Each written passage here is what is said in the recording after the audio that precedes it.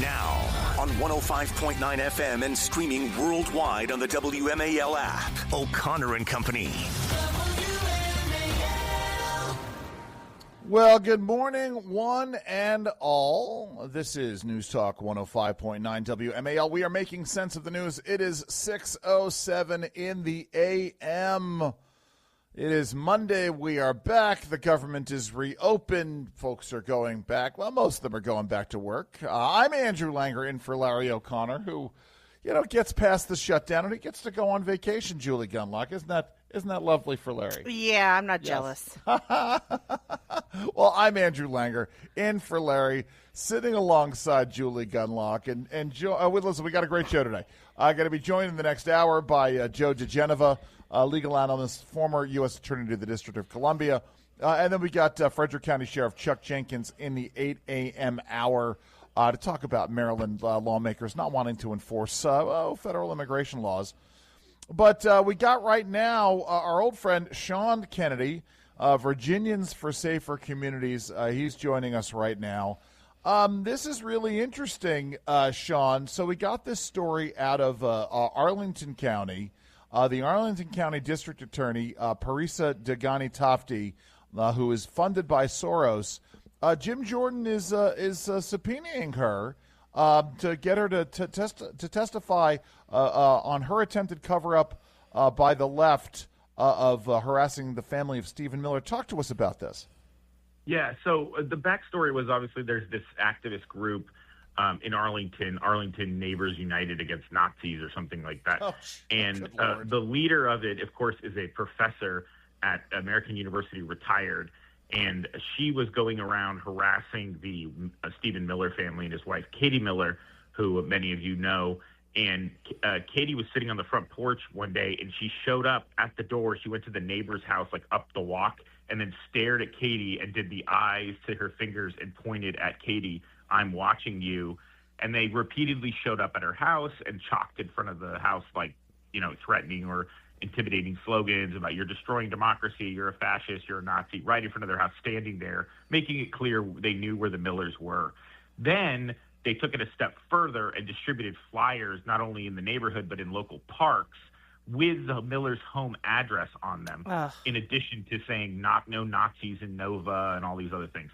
So the result of this was that the federal authorities got involved and said, we want a warrant because this woman is threatening and harassing, intimidating. Under federal law, there's the anti-doxing statute where if any federal official is threatened, intimidated, or harassed, you've committed a crime. They went to a federal judge to get a warrant to search this woman's phone because of text messages that they had seen. It sounds like in another context. I could explain that later. Anyway, they sought those, and the federal judge, who was, of course, appointed by, I believe, Obama, denied that warrant. Then the federal authorities decided to go to the state police here in Virginia. A local judge in Arlington County issued the warrant for the phone under the state statute of doxing and federal and harassment. And then this is where it gets crazy. This is where it gets crazy. I appreciate this, Sean. That was opposed by Weens. Her name's Barbara Weens. Weens, the suspect's defense counsel, which makes sense. It's totally legitimate. But then the local prosecutor intervened on behalf of the defendant. Wow. On behalf of the defendant.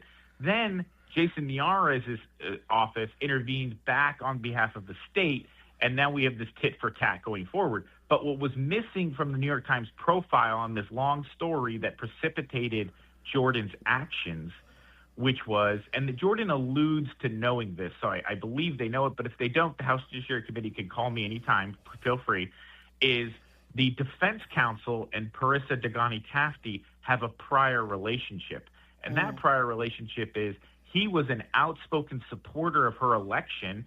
They worked hand in glove while she was chief prosecutor until late last year. He was chief public defender in Arlington County. They were besties. They are friends on Facebook. They talk on Facebook back and forth. He even admitted in response to my Facebook post about this last night, or my Twitter post last night, he even admitted he's donated to her campaign, or his PAC that he runs gave money to her campaign. He's actively supporting her, and he does consider her a friend. So the question being is, did he, as a private counsel, in any way contact that office and request her intervention? If that happened, that's illegal. And that is what I suspect occurred, was that he said, do me a favor here and help me quash this warrant.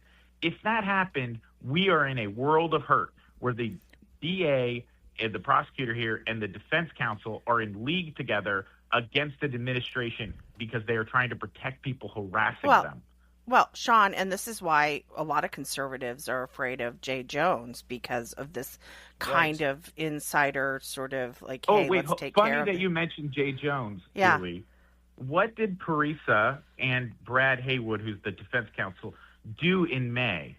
They did a fundraiser. They held a fundraiser, and there are photos of them at Parisa's house, which, by the way, I will not disclose her address, unlike other people. Yeah, and just for those who aren't keeping track, remember Jay Jones wants Republicans to be shot in the head and wants their children to die in the arms of their mother. He's a sicko. But is there any way to you talked about, like, you know, if there was this sort of coordination that's illegal, how do you find how do we prove that? How do you prove that? Is it do you FOIA? What's the means by which you find out, you get the proof that these people are coordinating like this? Well, again, I'm offering my services to the House Judiciary Committee because they, in their number 4 request in their subpoena letter for documents, is any communication between the Commonwealth's Attorney's Office and her counsel or herself, the suspect. So that would include Parisa talking to Brad Haywood, except they will turn over official documents. There will be no record of this in official documents. But Parisa is likely communicating with Brad Haywood separately on text message or in personal email accounts, things, you know, through my own open records requests. I know what her personal email is. I know what her cell phone number is. They need to get those and get those communications, because that's where any kind of conspiracy took place. It didn't take place on an official email, and these people aren't dumb. Parisa is very smart, and I'll give her credit day in, day out. She's no dummy. She would not have done this any way that would be easily traceable. I mean, she may have been dumb enough to put this in a text message, but she's no Stacey Plaskett, Sean, is what you're saying. Yeah, she's not texting on her official phone, hey, how can I stymie the feds and help Stephen Miller's harasser? Just give me some tips. Like, she didn't say that. But there's definitely going to be a paper trail related to how this potential conspiracy took place, and they need to seek those documents, and they're not going to be in official records. But yeah, Jim Jordan is asking for communications between her office and defense counsel. I would obviously say that some of that's going to be considered privileged, so they're going to get denied by a court. But they have to start pulling at threads to get proof that there's that, because the attorney-client privilege falls if the attorney is involved in a criminal conspiracy. But you have to prove that before you can prove that. It's sort of a chicken or the egg problem. Now, Sean, I want to. Can you stick around for another segment, because I got a couple more questions about this. I know Julie does as well. I mean, we're back to this issue. Can you stick around? Sure, go ahead. Yeah, so because we're back to this issue once again of sort of the Democrats self-dealing, more email addresses, made up email addresses. Conducting this professional business on their personal email. We're going to talk more about this with Sean Kennedy. But first, it's 6:15 a.m. WMAL, making sense of the news. Live from the Home Paramount Pest Control Studios. Home Paramount, the leader in pest control since 1939. We are back. We're talking with Sean Kennedy, Virginians for Safer Communities. We're talking about this situation that's happening in Arlington County with the DA and the harassment of Stephen Miller, and whether or not there was more internal dealing here. And once again, Sean, we've got and Julie, we've got a situation in which this official business may very well be getting carried out by a private communications, the self-dealing that's out there. I mean, Sean, you're right. I mean, at the end of the day, we would hope that, the authorities would take a better role or better view at this. Obviously, I have no trust in these institutions once Jay Jones takes over, assuming Jay Jones is even allowed to sit as Attorney General of Virginia. It's kind of hard to do that when you're under investigation for other self-dealing there. But what's the next steps with regards to the congressional subpoena, the congressional process here? Well, there's two things going on. One, the federal warrant that was denied is being appealed by the Justice Department, so that may go forward, and we'll see if that goes.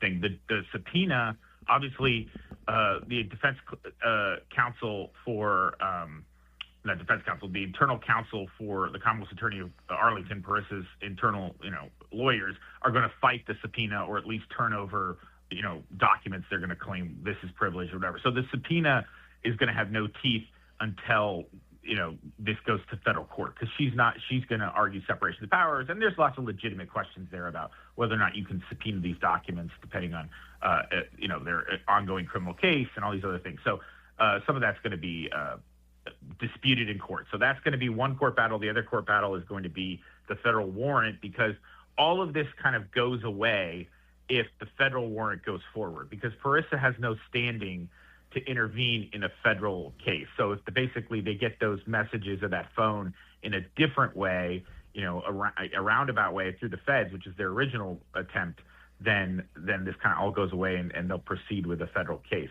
So this could go different ways, but either way, it's going to be a court battle. It's going to drag on for a long time. And the worst part, of course, it is, and I think they've already put up their home for sale, which is the Millers have already been driven from their home. There's no moving back. So the damage is done. You can't unring the bell here. They are now living on a military base because of so many threats. I want to also say that there's other groups there's a park near the Miller home, and a group of women met in that park and basically said horrible things about Stephen Miller, saying he's a Nazi, saying, all sorts of stuff. And this again, is the stuff that Matt Foldy brought up, right, Julie? Yeah. And Corey. But this is right. This is a park where Stephen Miller's own children would play. There is no low too low for these women who do this kind of stuff, and this is again this unwillingness to put a stop to this is why people are so afraid of Jay Jones. Nobody really thinks Jay Jones is actually going to go out there shooting Republicans. It's more of a matter of something happens to you from some sort of crazed leftist, like these women who are harassing the Miller family, and then Jay Jones refuses to do anything, or one of these local Soros-funded prosecutors. Hold on, Julie. Let me jump in here and also add to this. The other issue is Jay Jones will go and protect whatever self-dealing is done, right? That's the one track record. The one thing that I am concerned about, given Jay Jones's track record, is that he is all about the self-dealing for Virginia's Democratic politician lawyers who are out there. I'm sorry. Go ahead, Sean. Well, to your point, he owes them his office. They could have, the Democratic Attorney General's Association, DAGA, bailed him out. They spent, last I checked, it was over $3 million, but I believe it's probably over $5 million when we get the final disclosures. $5 million in the last few months, and most of that after the revelations about the 2 bullets text messages, and they bailed him out. They basically, all they needed to do was let him tag along, and he ran 7 or 8 points behind Spanberger, and they just had to bring him over the top, and they did. And so he owes his political life to them. He owes his political life to the Democratic establishment of Virginia, because they didn't abandon him when they had the chance to be decent. They stood with him, and they even put him on stage at some rallies down in Richmond and Norfolk. After all of this, there's no limit to their depravity that they will accept. Not that they engage in. Jay Jones is depraved, but Sean, the other people who will stand by it and watch it. I want to get this question in real quick, and we're right up against it. But a lot of people I saw on X kind of rolling their eyes, saying, "Oh, great, it's a strongly worded letter. Oh, great, there's some hearings, and this will come to nothing." What is your prediction? Will Jim Jordan's hearings, will the appeals, will this result in anything? Will this tell Parissa Dagnitafti, this is out of line, this is unethical?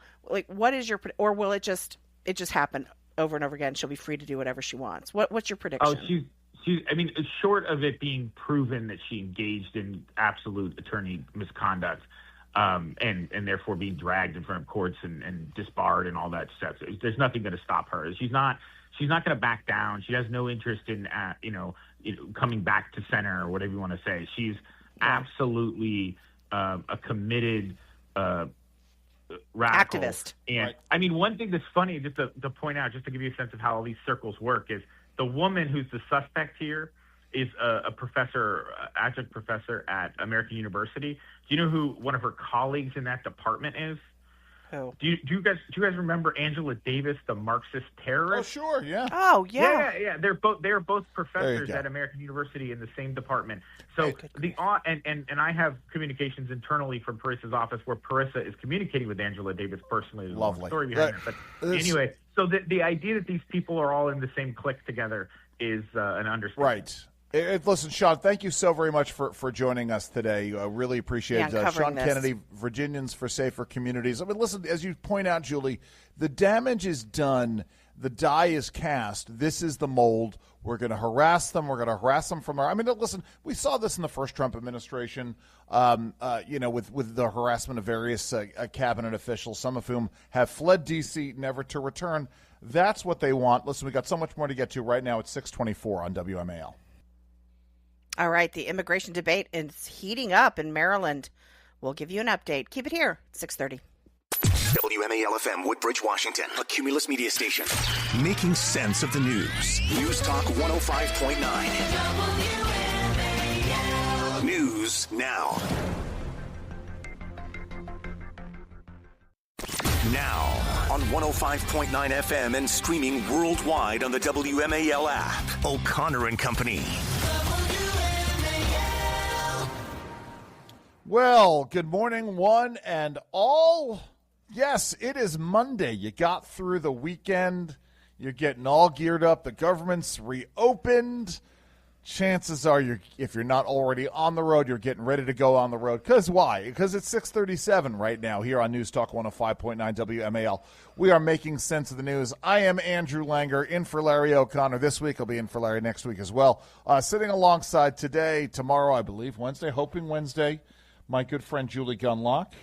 Good morning. Hello, Julie. It's always good. You know, I always look forward to. I mean, listen, I look forward to sitting in with everybody that I work with on O'Connor and Company. But I always, a special place in my heart. We've been friends a long time. Yes. By the way, Julie, at some point in time, we've got to talk about Friday's critter news because I don't know if you heard about the rabid foxes in Alexandria.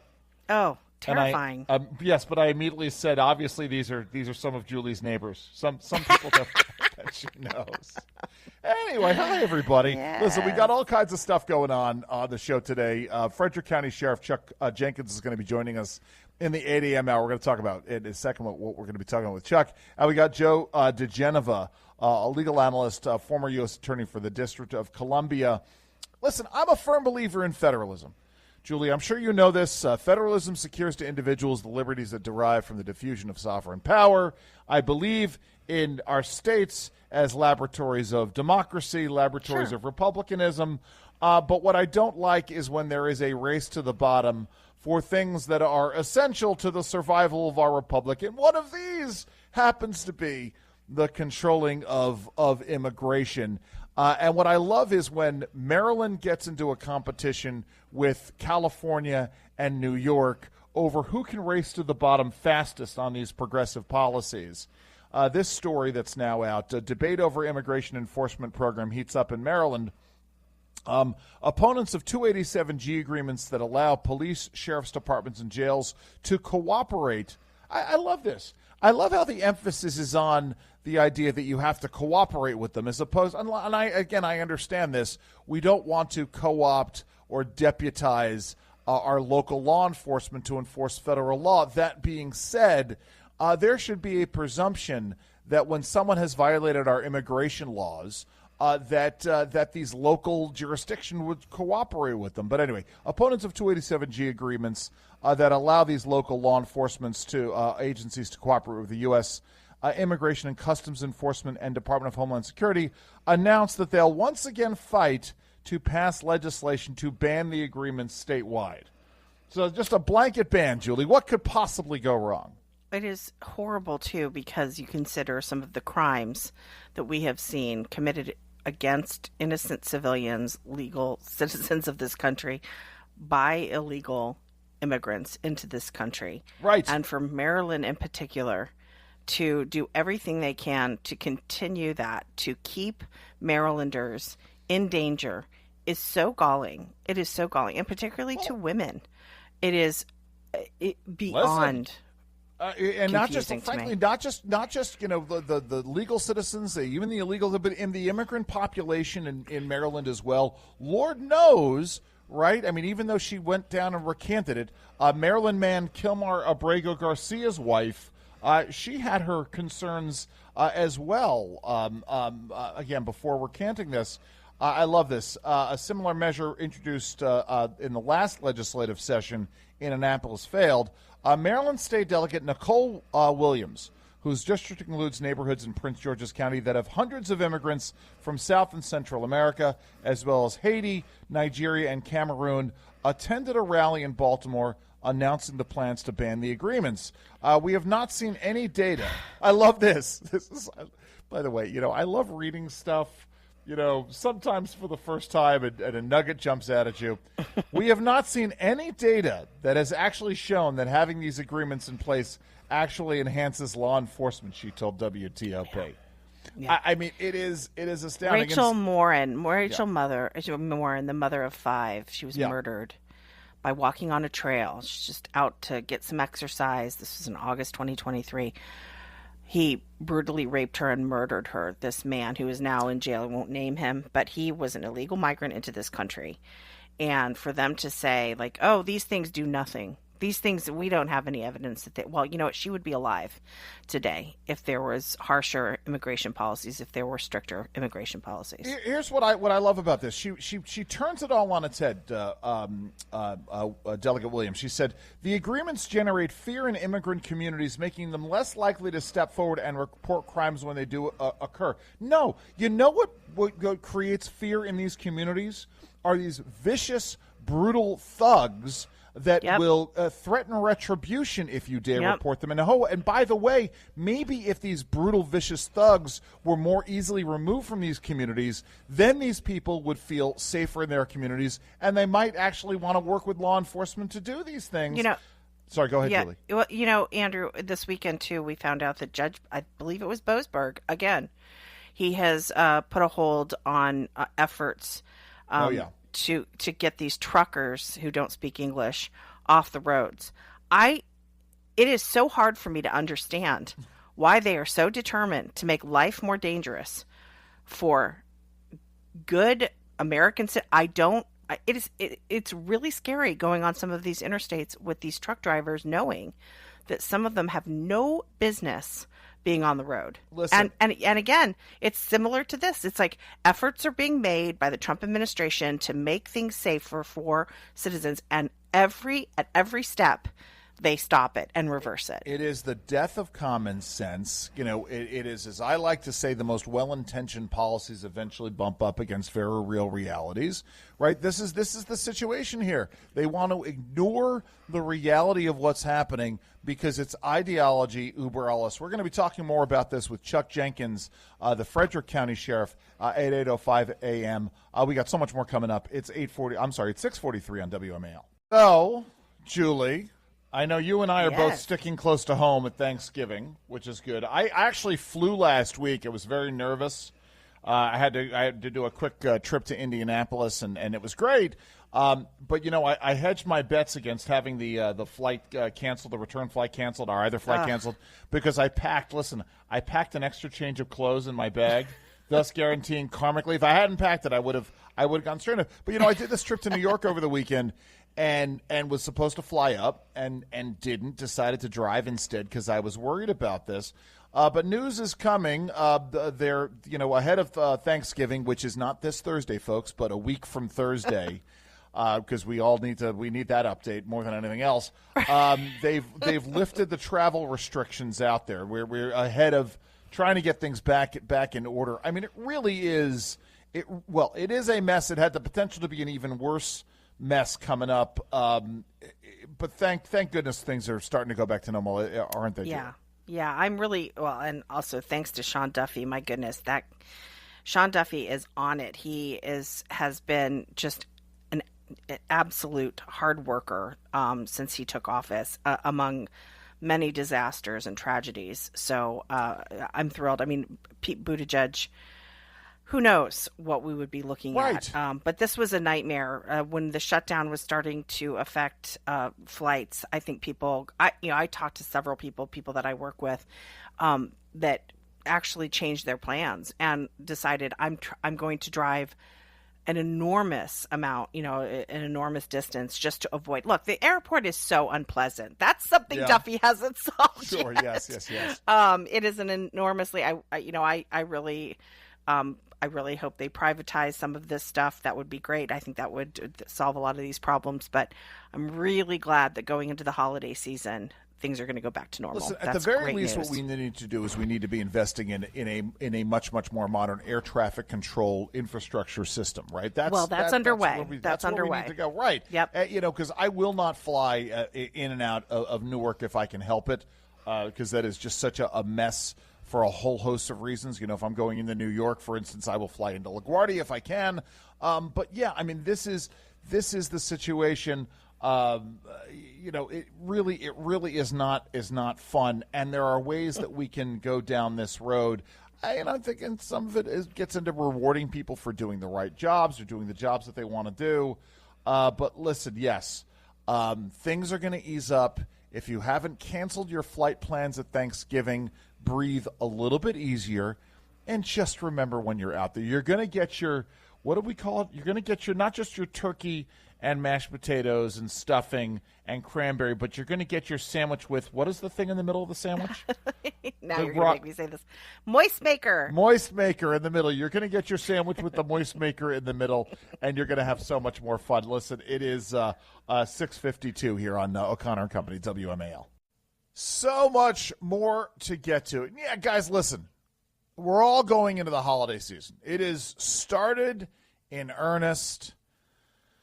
Just take a deep breath, guys. We're going to get through it. We're going to get through the next 2 weeks. We're going to get through the week between, or the month between Thanksgiving and Christmas and into the New Year's holiday. Breathe a little easier. Be a little nicer. Listen, this is what we were talking about with Patrice late last week, right? This idea that, folks want to get their Christmas decorations out early. Why? Because it makes us all feel a little bit better about where we are and where we are going. But as I said, so much more to get to.